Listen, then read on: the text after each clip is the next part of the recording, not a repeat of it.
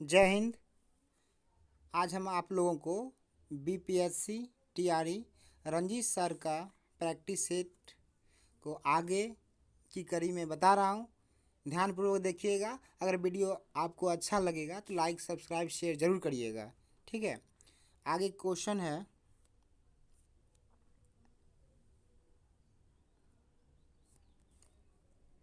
क्या बोलता है, निम्नलिखित में से कौन संसदीय सरकार की अतुलनीय विशेषता है। यानी ये बोलता है जो संसदीय सरकार की इसकी विशेषता क्या है ना। तो इसका विशेषता है कार्यपालिका और विधायिका का संलग्न, यानी दोनों कार्यपालिका और विधायिका का परस्पर सहयोग। 50 नंबर, लोकतांत्रिक समाजवाद का क्या उद्देश्य है। क्या उद्देश्य है लोकतांत्रिक समाजवाद का? तो क्या है, लोकतांत्रिक साधनों द्वारा समाजवाद की स्थापना।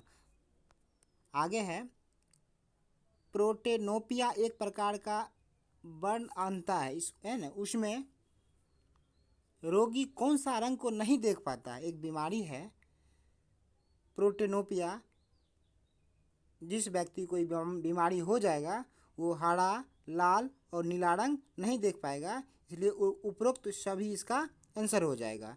आगे है 52 नंबर, डॉपलर प्रभाव लागू किस पर होता है। डॉपलर प्रभाव प्रकाश पर भी और ध्वनि पर भी लागू होता है। आगे है सेंटीग्रेड, है ना, सेंटीग्रेड जो है स्केल का आविष्कार किसने किए थे, है ना। तो ये एंस सेल्सियस साहब किए थे।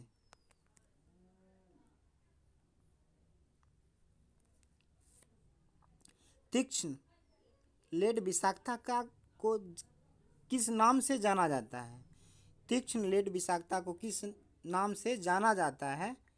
तो ये है सीसा विषाक्तता, और लेड का मतलब ही शीशा ही होता है। आगे है, कौन सी वायुमंडलीय परत में ओजोन परत पाई जाती है या मौजूद होती है। तो ओजोन परत जो है, ओजोन परत समताप मंडल में पाया जाता है। पहला 5 मंडल है, क्षोभ मंडल, समताप मंडल, मध्य मंडल, आयन मंडल और बहिर्मंडल। तो ओजोन मंडल जो है समताप मंडल में पाया जाता है। आगे है, पर्यावरण में डैश की उच्च सांद्रता से अम्ल वर्षा, माने अम्ल वर्षा का मुख्य कारण क्या है। अम्ल वर्षा का मुख्य कारण SO2 और NO2 है। क्या है, SO2 और NO2 है।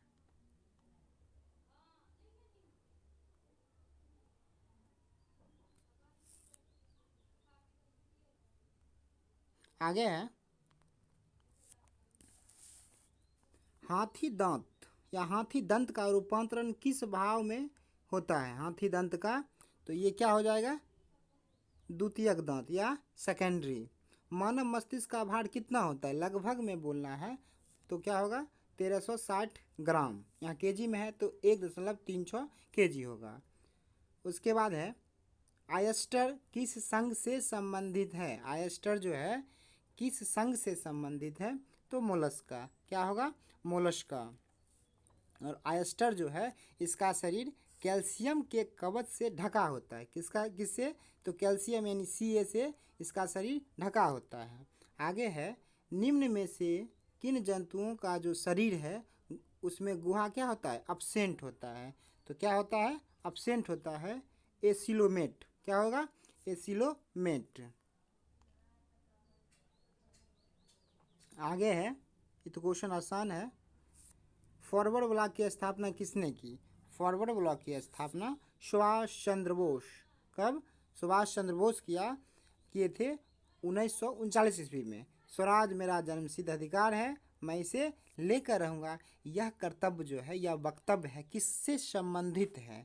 तो ये जो है बाल गंगाधर तिलक से है, लेकिन इसमें ऑप्शन नहीं है, तो इनमें से कोई भी नहीं।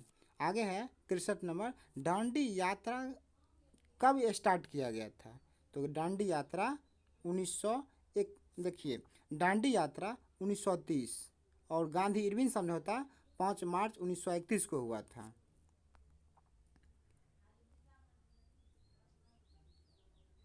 आगे है दांडी यात्रा 1930।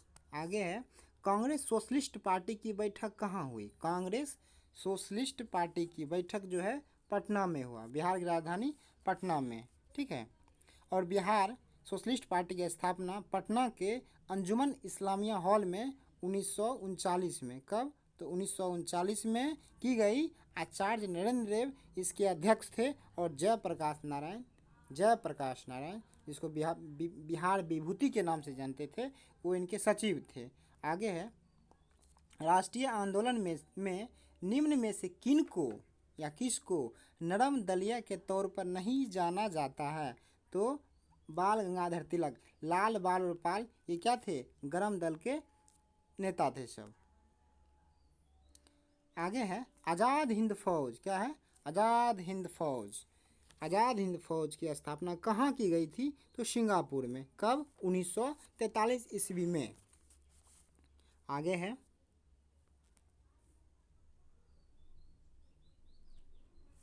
7 दिसंबर 1942 को श्री योगेंद्र शुक्ल कहाँ लाए गए? जब 7 दिसंबर 1942 ईस्वी को, है ना, श्री योगेंद्र शुक्ल पटना लाए गए। कहाँ लाए गए? पटना। और जब ये 1942 में हजारीबाग जेल से भागने के बाद योगेंद्र शुक्ल मुजफ्फरपुर में गिरफ्तार कर लिए गए और 7 दिसंबर 1942 ईस्वी को बिहार की राजधानी पटना यानी बक्सर जेल में उनको बंद कर दिया गया। आगे है भगत सिंह, राजगुरु और श्री सुखदेव को कब फांसी दी गई, है ना? तो 23 मार्च 1931 ईस्वी को। जनरल डायर को किसने गोली मार के हत्या कर दी, है ना? तो उधम सिंह। कब किए? और देखिए 13 मार्च 1940 ईस्वी को, ठीक है, लंदन में पंजाब के गवर्नर रह चुके जनरल डायर जो थे असंख्य लोगों को यानी बहुत सारे निहत्थे लोगों को गोली मारने, है ना, मार दिया था। और सरदार उधम सिंह ने लाहौर सेट केस में अन्य जेल में डाल दिया गया था, इसलिए उधम सिंह ने जनरल डायर को गोली मारकर हत्या कर दिए। आगे है भारत छोड़ो आंदोलन का नेतृत्व किसने किया था, है ना? भारत छोड़ो आंदोलन का नेतृत्व, जब भारत छोड़ो आंदोलन 8 अगस्त 1942 को पारित हुआ, तब जितने भी नेता थे सबको जेल में बंद कर दिए, लेकिन ये आंदोलन फिर भी रुका नहीं, यानी इसका नेतृत्व करने वाले इनमें से कोई भी नहीं थे। कौन थे? कोई भी नहीं थे। आगे है वन संरक्षण अधिनियम किस वर्ष पारित हुआ, किस वर्ष पारित हो गया? तो ये 1980 में। कब हुआ? 1980 में। लेकिन एक्ट कब बन गया? एक्ट बना 1986 में, ठीक है। कब बना? 1986 में। आगे है 72 नंबर, मॉन्ट्रियल प्रोटोकॉल का मुख्य उद्देश्य क्या है? ये जो है मॉन्ट्रियल प्रोटोकॉल का मुख्य उद्देश्य जो है ओजोन परत का संरक्षण, और 16 सितंबर को ओजोन दिवस मनाते हैं। पर्यावरण संरक्षण एक्ट, अभी पीछे क्वेश्चन बताए थे, है ना, ये क्या हो जाएगा? 1986। आगे है निम्नलिखित में से सतत विकास लक्ष्य के लिए जल और स्वच्छता उपलब्धता और सतत प्रबंधन सुनिश्चित करता है, कौन करता है? तो ये SDG 6। क्या है? SDG 6। आगे है रामसर अभिसमय किससे संबंधित है? रामसर जो है, रामसर अभिसमय किससे संबंधित है? तो रामसर जो है एक साइट है, ठीक है, और ये आर्द्रभूमि से संरक्षण है। आगे है पारिस्थितिकी तंत्र के पादपों और प्राणियों के पारस्परिक संबंधों का आधार क्या है? आधार क्या है? तो पोषण संबंध। क्या है? पोषण संबंध। आगे है प्रकाशीय ऊर्जा को, माने प्रकाश ऊर्जा को रासायनिक ऊर्जा में कौन बदलता है? प्रकाश ऊर्जा को रासायनिक ऊर्जा में कौन बदलता है? तो हरे पेड़ पौधा। कौन बदलता है? हरे पेड़ पौधा। आगे है शीतकालीन धुंध, धुंध का मुख्य प्रणेता कौन है ना? धुंध के मुख्य प्रणेता NOx और हाइड्रोकार्बन, ठीक है। उस स्थान को क्या कहते हैं जहां सामान्यतः एक विशेष प्रकार के जंतु पाए जाते हैं या एक विशेष प्रकार के पौधे उगते हैं, उसको हम क्या कहते हैं? प्राकृतिक आवास। क्या कहते हैं? प्राकृतिक आवास। आगे है, निम्नलिखित में से कौन एक समतापीय है? अब एक होता है समतापीय, एक होता है असमतापीय, विषमतापीय।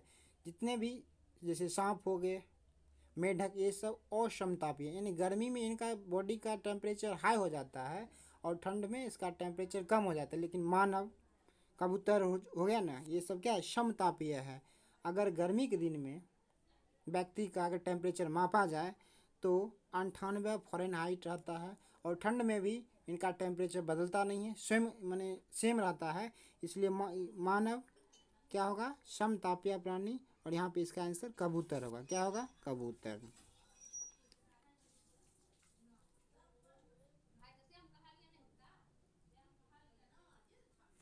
आगे क्या है? केबुल लामजाओ राष्ट्रीय उद्यान किस झील पर है? तो केबुल लामजाओ जानते हैं कहाँ है? लोकटक झील। किस झील पर है? तो लोकटक झील। और दुनिया में सबसे है ना जो हिरण है ना, वहीं पाया जाता है। भारत में मणिपुर के बिष्णुपुर जिला में स्थित है ये जो लोकटक झील है। कहाँ है? बिष्णुपुर। कहाँ है? बिष्णुपुर। कहाँ है? बिष्णुपुर में। आगे, मीथेन के बाद बायोगैस का मुख्य घटक कौन सा है ना? तो कार्बन डाइऑक्साइड। क्या हो? Carbon dioxide. जहाँ दलदली भूमि में मीथेन गैस पाया जाता है। क्या पाया जाता है? Methane gas.